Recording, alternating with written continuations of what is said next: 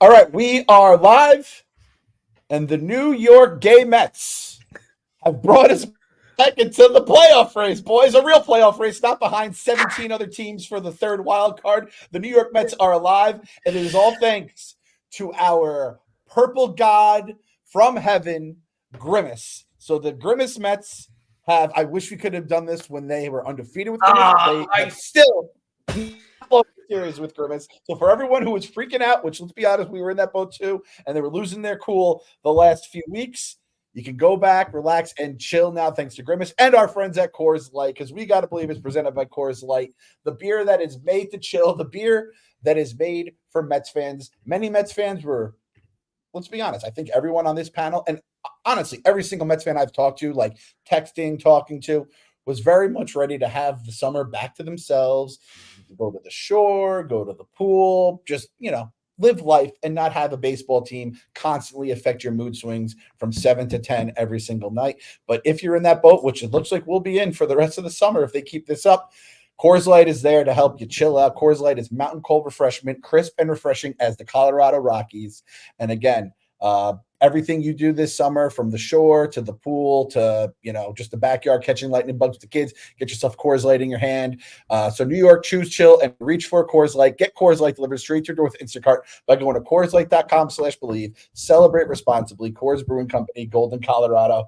And boys, let me just tell you the weather here at the beach at Dunkirk. Me and Meek Phil are looking above, and there's blue skies as far as the eye can see. You just believe that maybe, just maybe, the worst has already passed, and maybe, just maybe, we will get out of this alive. We're alive, boys! Grimace saved us! What the fuck is going on? Welcome to the Grimace season of the New York Mets. 6-1 in the Grimace era. You said it best. If we came into this 7-0 since Grimace threw the first pitch, I mean, it would have been a fucking perfect fairy tale. It's like only the Grimace is our savior. Like, you, good or bad, this team, this franchise just has the most bizarre existence. Like, as a Mets fan, it's not the same. It's not the same as other, there's other teams that win, there's other teams that lose. There are good teams, there are embarrassing teams. We're somewhere all in the middle of that. But while all that's happening for the Mets, there's these ridiculous side storylines with animals and mascots and, fake stories, and it's just crazy, man. So the Grimace era is upon us. For all of the lunatics that are always in the replies complaining about what jerseys we're wearing and that's why we're losing the game, those are the same people who gifted us the Grimace era of this big purple milkshake / taste bud. Nobody even knows what he is. Well, did you see the first pitch? One of my favorite conspiracy theories ever, and I don't even think it's a conspiracy theory, I think it's real, is that when McDonald's celebrated Grimace's birthday and they had the milkshake and the Happy Meal and it went viral and everything, the theory is that it was actually, they were going to announce that Grimace was transsexual. And it kind of makes sense because it was his 52nd birthday, which nobody ever celebrates the 52nd anniversary. It was at the beginning of June, Pride Month, but McDonald's saw all the backlash that Bud Light got with Dylan Mulvaney, so they pulled the plug and said, instead of calling him trans, let's just say happy birthday to him. I don't even know if I call that one a conspiracy theory. I think that's just a fact. So imagine had that happened. Our savior right now would be a transsexual purple blob. And the TikTok trend of him murdering people that drank the milkshake. Yes. And the next shot is them covered in purple. It's crazy, man. Meek, what do you got? I mean, season's back on. Simple as that. So that's my question. Like, forget the standings for a second.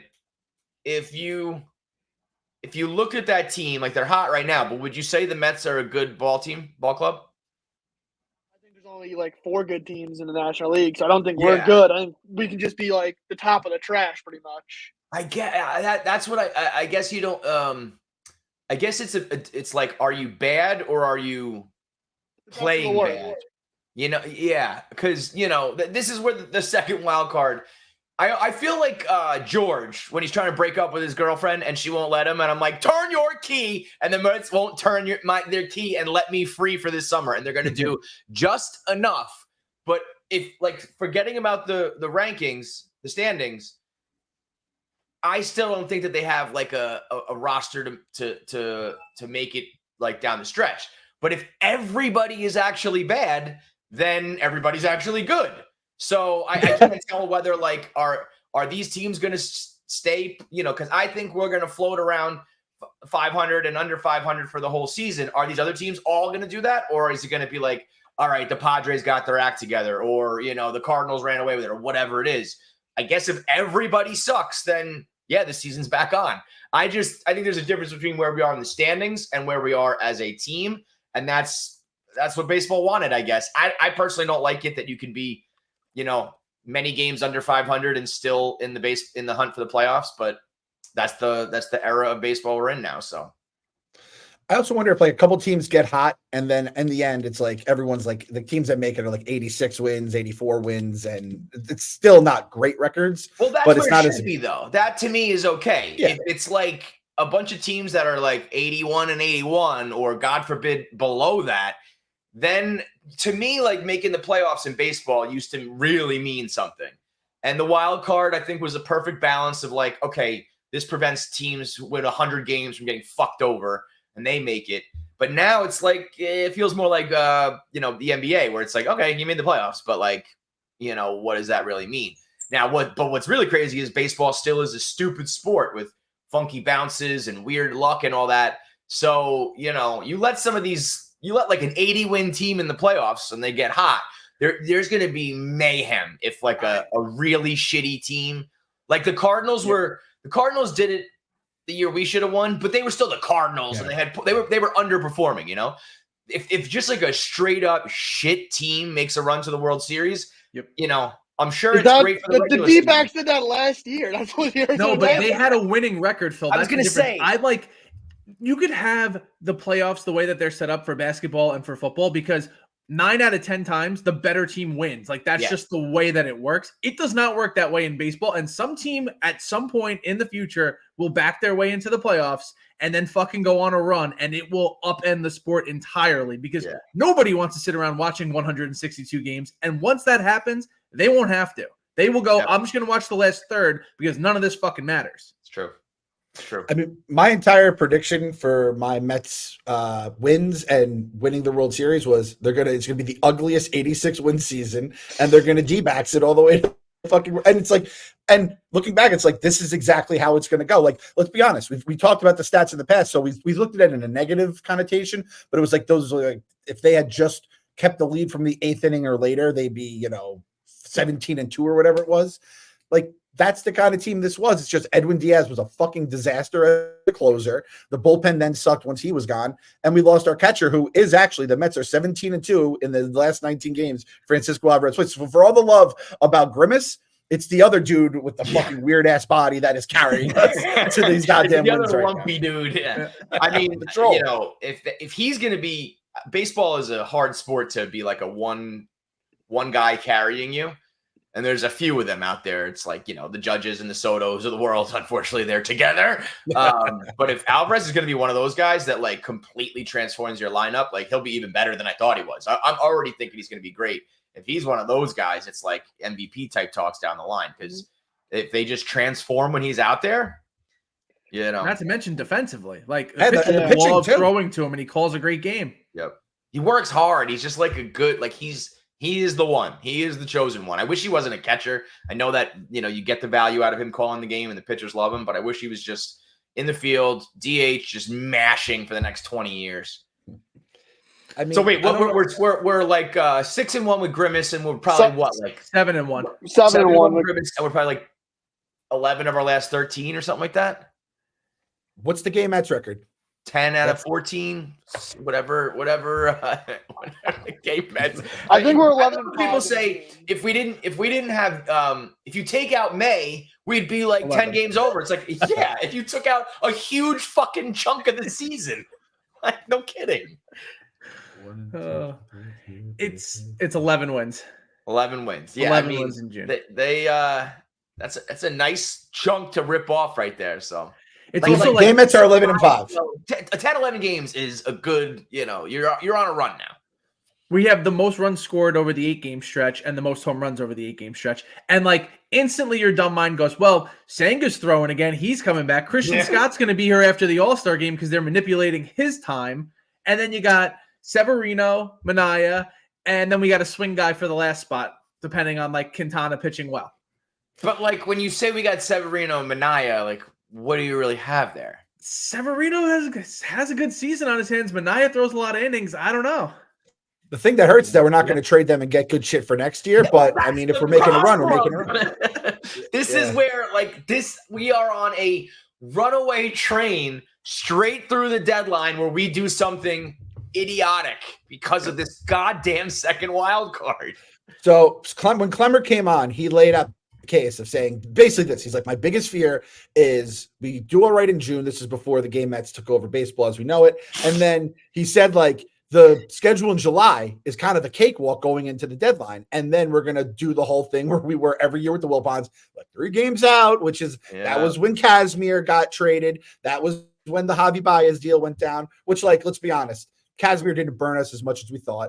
And Pete Crow Armstrong, they don't even have a spot for him in the lineup right now, just the way the Cubs are set up. So he's like a baby still, but like, let's worry about that as it comes. But it's like we're not selling, and then if we're buying something off the bargain bin and giving something away that's of value. I will say this though, David Stearns also traded away his fucking closer with 1.5 years of control time, and didn't give a fuck when he was with the Brewers. So as long as he's truly in charge and Steve isn't overriding him, I'm like, let Stearns cook. That's kind of how I have to go about it. We're powerless in this situation. I mean, if I gave you the choice of, let's say we make a trade. We're reckless at the deadline, but we make the playoffs this year. Okay. Reckless at the deadline? You're talking reckless now? Yeah, like they do something stupid. Jet Williams gone? Yeah. They make a like win now move versus like they don't do anything really. They just kind of stay pat. I mean, or let's do the extremes. You're reckless and you make the playoffs. Or you're like, or I guess the alternative would be they're selling, so they trade Severino, Minaya, like it is like almost a fire sale. Mm-hmm. But you build up for the future. Which would you prefer? Like you get let's crystal ball. We get some prospects, something back that actually will like help us in the future. I mean, like I never want to be reckless with anything. But at some point, it's like if I'll take them. If I just want the middles balls, like go for it. Like, Kev, at some point, we're gonna die, and we're not gonna see the Mets win a World Series as of now until they actually do it. So at some point, we gotta fucking that's why I think of it as different. I agree with you, but I'm like, it's not gonna happen this year, guys. We're not. Look around at the really good teams. These teams are 50. There's 3 of them, Kevin, in the National League. There's But at some point you're going to run into one of them. I mean, I guess theoretically not. I guess like some of these guys get picked off and all of a sudden the World Series is, 2 84-win teams. I guess it could happen. But when I see, these teams are like 30 games over, it's like one of those guys are going to beat the fucking shit out of everyone in the playoffs. And I want to win a World Series. I don't want to half measure it. You know what I mean? It's like I personally would not go all in on this year or not go all in. No one go all in. But like I don't think I would make this year the like let's go get it. I think I would plan for the future. My dumb brain is like I trust Stearns to find the Jorge Soler of the the big Brad Braves, they kicked our ass. They're the baddest team, greatest offense, this and that, sucked their dick. It was the Jorge Soler, Adam Duvall Braves that won the World Series. So it's like hey, listen, I'm with you guys. We're all in the same boat. It was very easy just to fucking like be like, this isn't the year. We're gonna make a couple trades. Severino gone, maybe Pete gone, but maybe we could sign him back and we go from there. It's not gonna be easy. This life chose us, brother, and it hasn't changed since. What I want like Clemmer's prediction. A cakewalk in July, and we like really are in it. We get above 500. We're like an actual, contender. Or, I don't ever root for them to lose, but I would rather like know one way or another by the deadline. This is going to be the worst if we're just floating along the whole time. I need to go back and look at what the Mets record was at the deadline in 2015 because John Mayberry Jr. in a 4-hole. This kind of has that Holiday Roads feel to it if they can find a way through. But if you play the Yankees next week and the Yankees literally blow your doors off and you're like, oh, we're actually not that competitive. We just happen to run into the Rangers who stink, the Cubs who aren't good, so on and so forth. I think that Stearns is like a level-headed guy. I think he's going to look at that and go, I don't think this is going to be the team to get it done. Well, I mean, I don't think we even need the Yankees series to know that. I mean, I think this team has shown that they're streaky, but when they're bad, they're fucking bad. Yeah, but we just kept stumbling. It was always like a 1 or 2 run ball game that we would lose, or we would lose late, or whatever it was. And it's like, well, you might look at that and go, they're just not clicking. Right. Not me. I was looking at it and going, they're not good, but you never know. So, Kyle, to answer your question, 2015, the day of the trade deadline, they were 52-50, 3 games back in first place. Yeah, I still think there's a big difference between being above 500. So I'd like them to get over that and stick around, be an above 500 team for a solid chunk of time. Yeah, I did if this was not the Mets. If you were just looking at we call this Team A, and you looked at the numbers and all that, and you said is this a World Series contender? Should you be a buyer? I think we would say no, right? You'd also talk yourself into them. If it was say the Guardians, you're like, well, Clase was hurt and he sucked in the beginning. He got hurt and they deal. Now he's looking better again. And Naylor, got hurt and he's kind of their catcher that keeps the thing going. You could say I can see how if everyone gets healthy and it starts coming together. You know what I mean? Yeah. So I see both sides. It's definitely both sides of it. Mm-hmm. And the fact that, to be honest, hey, I'm not going to complain. Everyone sucks in the National League. That's fucking the American League's problem, not my fucking problem. God, don't you just fucking wish, why? Why did it have to be, why wasn't it this way in 2022? Why did it have to be, the best year in baseball history? Good teams everywhere. And even bad teams, started to overachieve. And it was just what the fuck, man? What the fuck? Phillies are awesome, though. So it's you still would have the Phillies instead of the Braves. It's the only difference. And we be, as much as the Braves are our bugaboo, we'd be oh, fucking Bryce Harper just sticking it up our ass. So, all right. So, one, Atlanta or Philly will be the, let's say the Braves are wild card number 1. And then realistically, it's what? The Nationals are currently the wild card right now. That's where I'm also but that's the thing, Kevin. Hear me out. Anybody taking those Nationals seriously? No, but hear me out. Teams like the Nationals, they could maybe tweak some stuff. They're teams that are just not going to be full blown buyers, right? I don't think the Nationals are going to mortgage their future that they got from the Juan Soto trade and all the other stuff to then be let's try to get a fucking get dusted in the wild card round.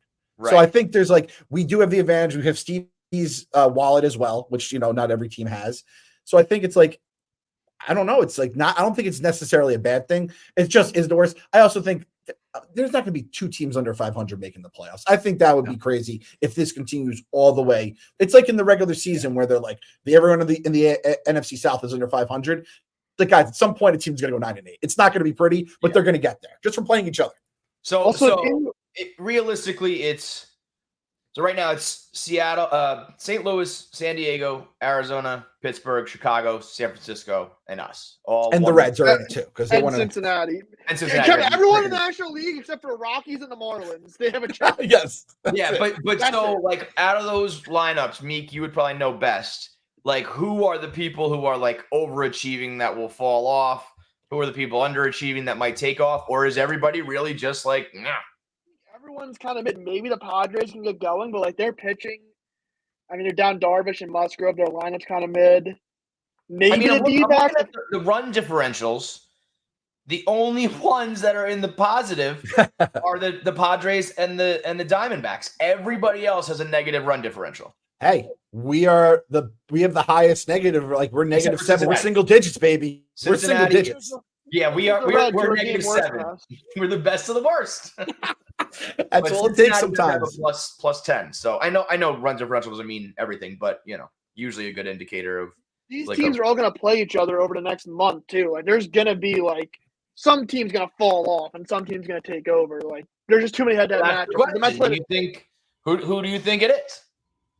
Do you think it's us? 7 times. So I think we have 7 games versus the Nats and like 3 versus the Pirates. Just That's like 10 remember we games said versus... this about the fucking Marlins, though. No, but one way or another, you're gonna know after those games, like, okay, where do we stand? Mm-hmm.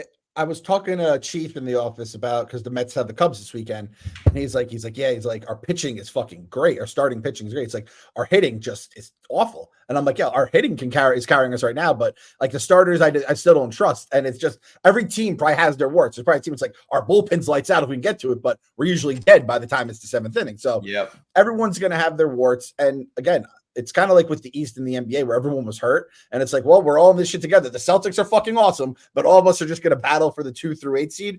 And like, if that's the case, then fine. Just give me I am so done with the baseball regular season in general. So it's almost better this way to just have be kind of like wanting to simulate the season. Just get it over with. It's scary to go to the deadline knowing that like, you don't know if you're truly a contender or not.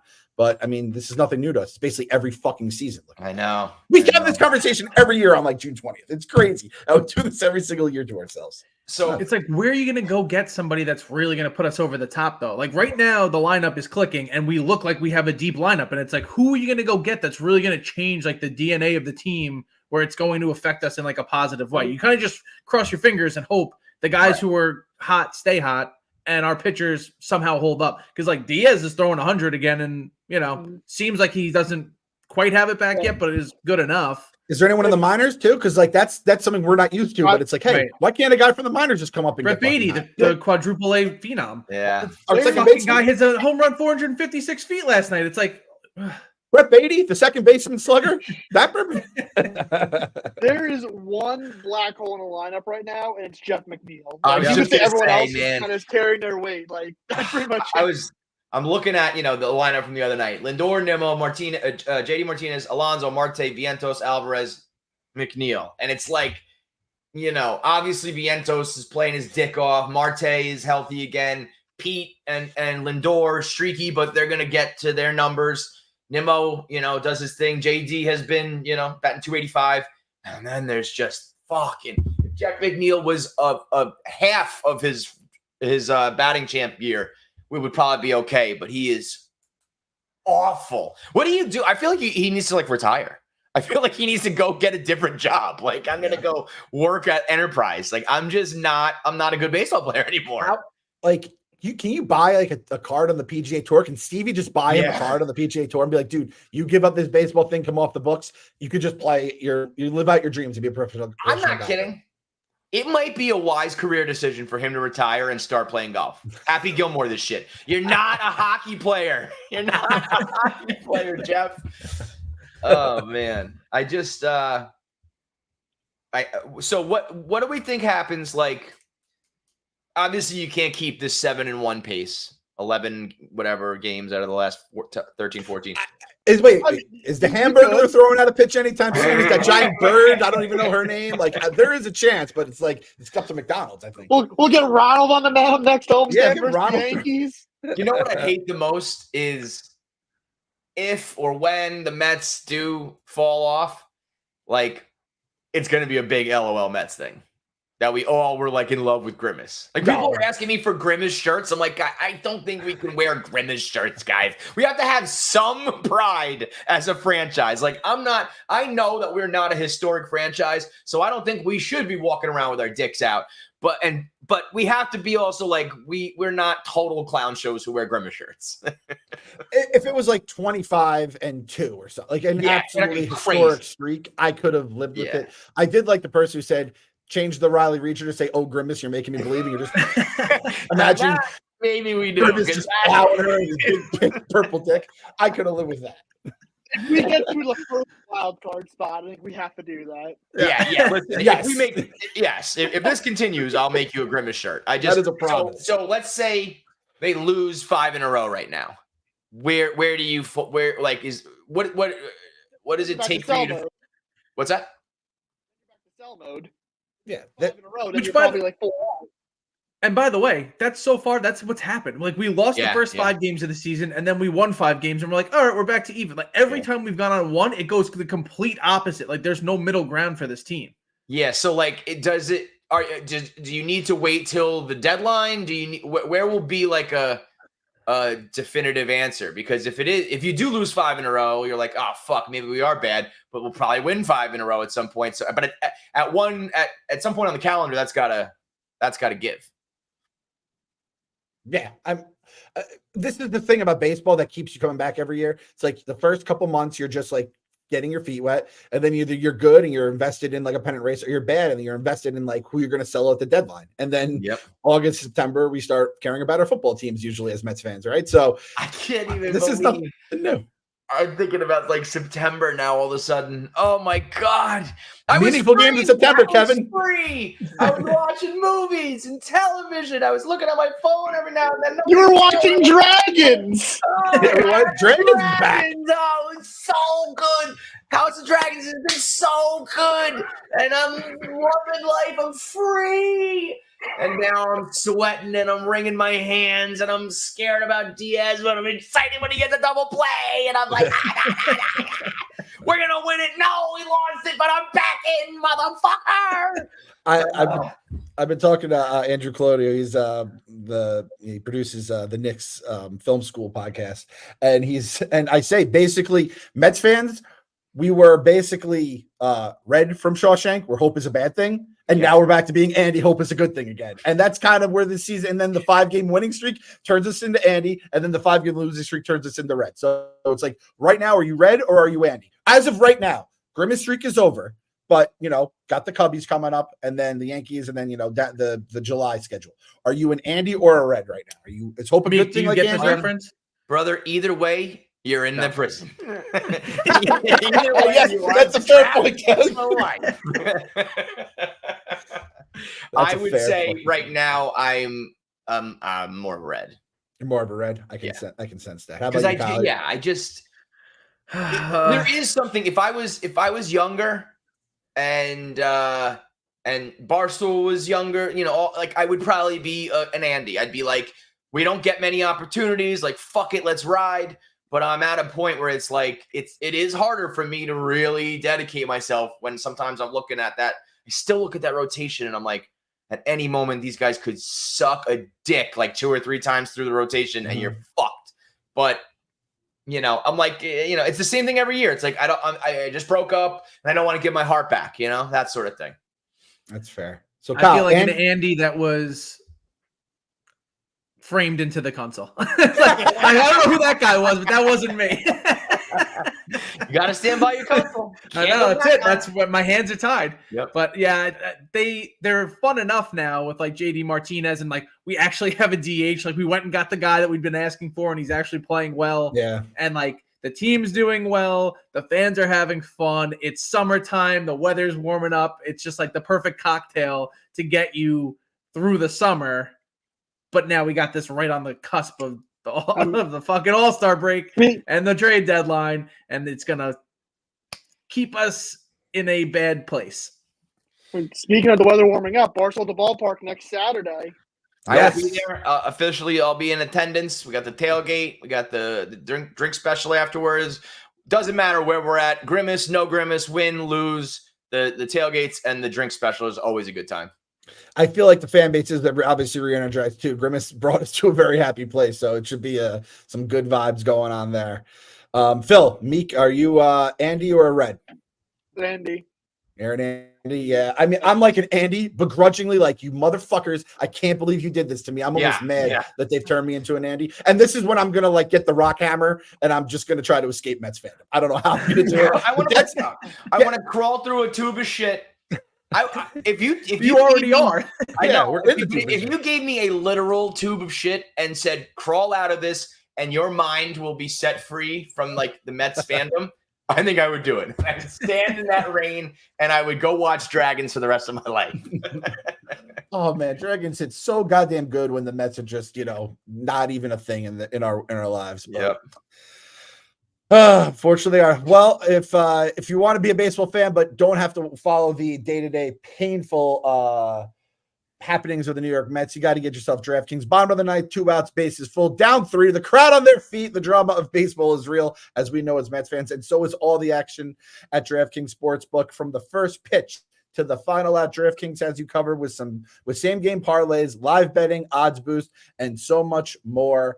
Let's see right now what we have down here for today's odds. Yankees, Orioles, great series been going on so far. Yankees minus 148. Luis Gil. Like, that's the thing. Maybe we need to just find our Luis Gil. Just have him come in. I don't know who that's going to be. At some point, we're going to have DeMayo on and tell us who can help us this year. Cowboy Ohtani, I saw he interviewed the other day.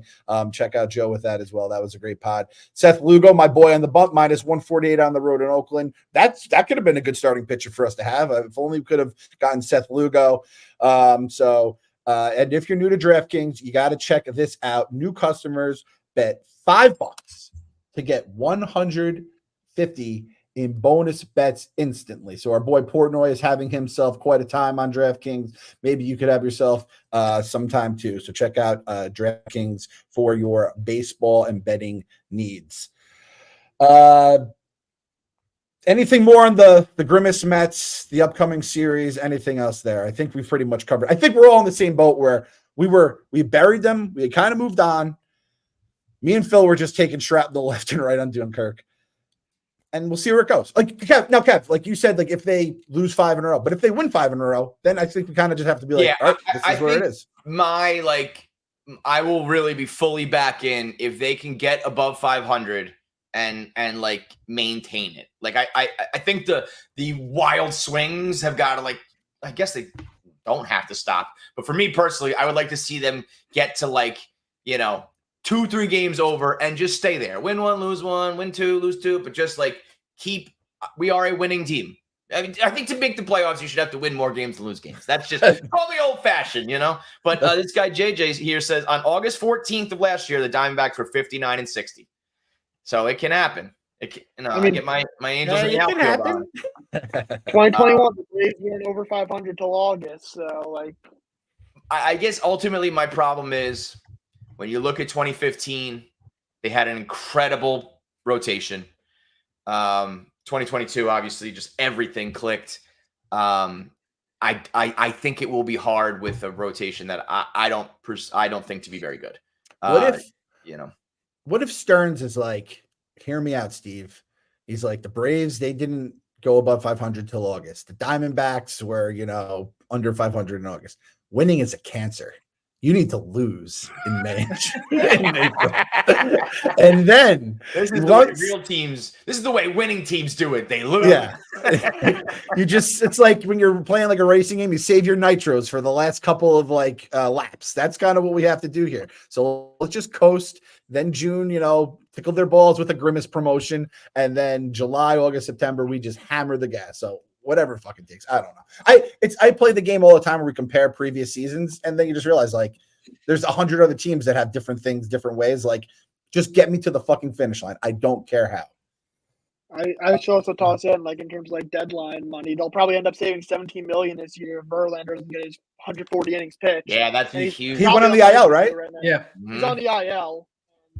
Yeah, what was that for people who don't know? He has to pitch 140 innings. He was on pace to pitch 137 before he got injured, so he's going to miss a few starts. So he probably won't hit that benchmark, and that'll save us 17 mil, which is a nice little chunk.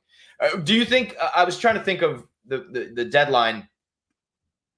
I guess JD would be the one piece that I think somebody, because he is playing well. We talked about him before, saying no one's really going to want him, but I think at this point, the way he's producing, that would be the one guy where you would say, do you move him or not? I also think that if it's just one guy and you're not going to get that much for him, just keep him.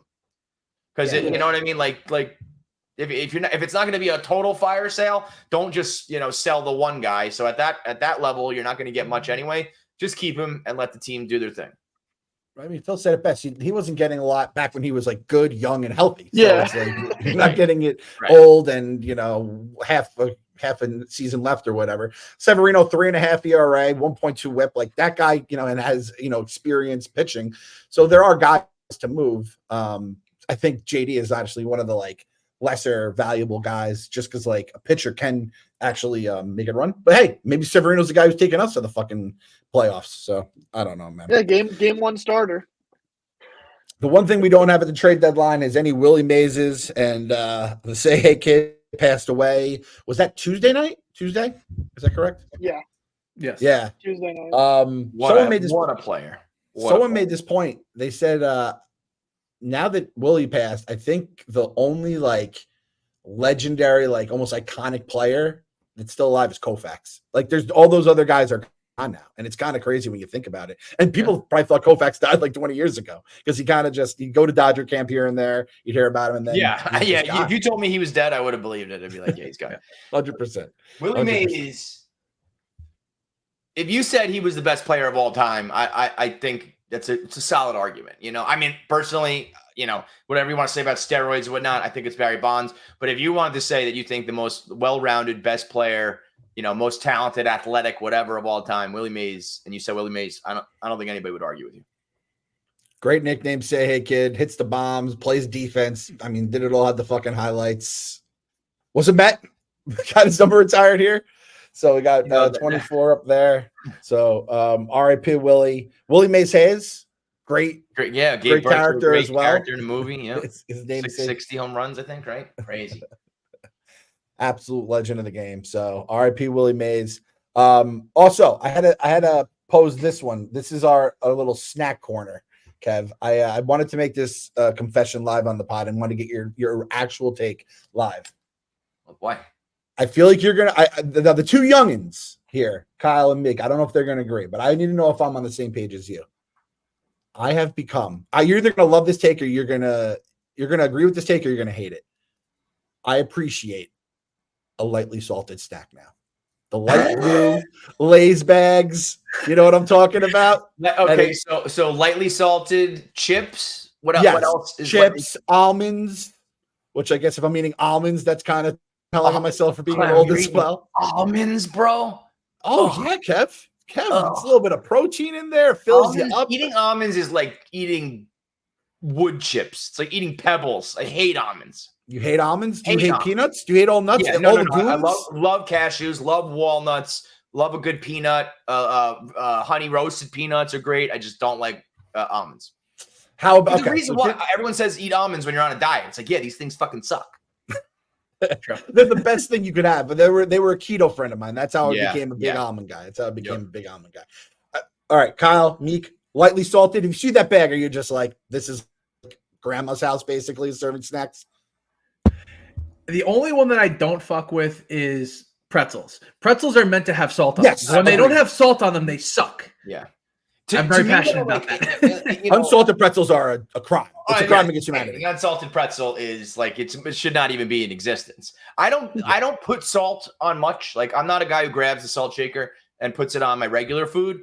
So I'm not like dying for salt. So I'd probably if you poured a bag of chips on a plate in a bowl and I started eating them, I don't know if I would be able to just. I mean, I'm sure if I ate one, I would know which one has more salt. But off the rip, if I just ate lightly salted, I don't know if I'd be able to tell you. So many flavors now, and then you got kettle cooked, so it's like it's not really a main decision maker when it comes to salt or not. Right.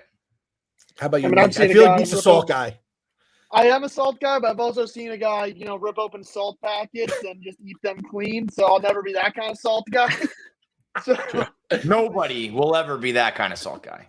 No, that's the dark side of salt right there. Is when you're just going mainline. Yeah. Have it, but it's like I'm not gonna it's a meh. Like I'll have it, but I won't enjoy it.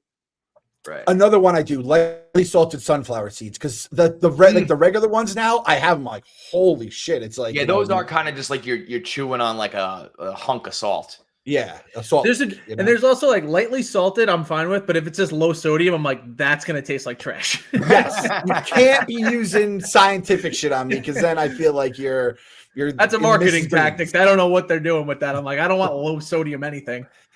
Hey, I'm just saying, you go out to the store, you guys go grocery shopping. I mean, it's going to cost you like $7. The snack aisle, they have gone. That's how America's going to get fat, skinny again, is because it's so expensive. It's like spend $7, get yourself a nice wavy Lay's, the light blue bag, which is a pleasant color as well. You just try it out. Just remember telling your old pal Clem sent you. I think you guys are going to be pleasantly surprised. You'll be like, you know what? That was maybe a little too salt in that red bag of chips. I think you guys are going to like the fact Kev didn't be like, kill yourself, you fucking suck. I feel like that's a win. I feel like the snack god practices what he preaches. At least you stand behind it. It's similar to drinking like 1% milk. Like there was a time where I was like, give me whole milk. And then I was like, all right, this is ridiculous. I'm basically drinking like a milkshake every time. Yeah. Like this is Elmer's glue. So sometimes, you know, Prez famously likes the reduced fat Cheez-Its instead of the full fat. So every now and then you catch a food that's better, the healthier version. Yeah, and it's never even that healthy because it's like the cheese that's when you guys figured out, it's like they just basically sliced the cheese in half, right? It's the serving size is like in half, right? Like they slice no, because there is a difference to it. They do something it's different. staler. It tastes staler, right? Yes, it does taste staler, which is weird. That's why I always thought it was funny that he said they taste better. I prefer the full ones, but yeah, there is a difference for sure. By the way, last night we stole a Cheez-It question from the other team, and Dave and Phil, it wasn't asked to us. The Team ZD conspiracy theorists can suck my dick because it was the other team. They got it wrong. It was what snack brand makes a puffed variety in 2022. They got it wrong. And I go, Dave, come on. And he goes, Cheez-It. And I go, Dave, you got the snack question right this week. So it was a big win for him. Congratulations on to the Final Four for you, right? Yeah. Experts, Ponies, and Uptown Balls. Yep. Who's playing who? We have the experts, and we're like 0-1,000,000 against them lifetime. I was going to say, the experts are they haven't won, though, right? No, they've lost in the finals, I think, on the last question 2 years in a row. Yeah, so they got to get over the hump. I mean, listen, it sucks for you, Clem. I can't root for Dave, so like I got, you said that. Yeah, that's fair. The Booze Ponies are America's team. Yeah. But that being said, the experts deserve a title. Like, if they win, I won't be too upset. They are the genesis of the show. That was their team. They were usually the two of them, PFT and Brandon. A lot of people are like, I want the extras to win. I don't want Brandon to win, though, which is kind of a tough thing to separate. Well, that's like Team ZD with Dave. It's a very similar vibe, yeah. How our boy Feidelberg, what's his deal for tonight? Because if he makes the championship, he will be performing from Paris via Skype. He's got a close friend's wedding that he cannot miss. So if he wins, he will be playing at like 5 a.m. on, whatever night, Saturday night, whatever it is. No, it's tonight. Tonight is the whole thing. Yeah, tonight's the Final Four. We're all playing it out. I'm saying the championship. No, championship's tonight. What was he talking about then? I don't. You know what? This is it a Friday wedding? Because don't they have maybe it's the time difference? The time difference. Yeah. He's got it. Yeah, there's like no way he can be in it. Like the travel is like impossible. So he's got to. I don't know. It's something. I don't know. I thought it was different. 8 o'clock Thursday. It's got to be Friday their time. So maybe. In one of the most ironic things of all time, the dozen wasn't even supposed to be this week. So Feidelberg should have been fine. I know. And it was his own teammate. God. And Dave's loving that. Like when it rains, it pours. Absolutely everything got fucked by Will moving that. Crazy. So if you're a Booze Ponies fan with, potentially playing on a power play 3-on-2. Wait. Final announcement. Yep. Breaking news. New miserable Mets fan joining the fan base in December. You boys having a kid. Wow. And I practice what I preach. We're not having any kids during baseball season. Attaboy, Kyle. Man. Congratulations. Add to this another, what we probably have like a couple million Mets fans, 2,000,001. Don't do it. Out there. Don't do it. And it's not that hard not to be fucking during the season, so you're not having kids during baseball season. Take my notes, Mets. You guys can do it too. Congratulations, man. Dude. Thank you. Do we put the baby on a treadmill? Like we need some rally ones and stuff like that. Have on the chest. Hangover style.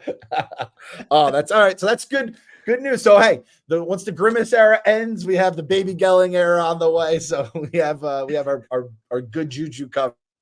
Oh, that's awesome. So whether you're a Booze Ponies fan without Feidelberg, someone who's about to stop sleeping come December, or a New York Mets fan that has to go through the rest of the season without the big purple guy giving us our good luck charms, gotta believe. Let's go. Gotta believe.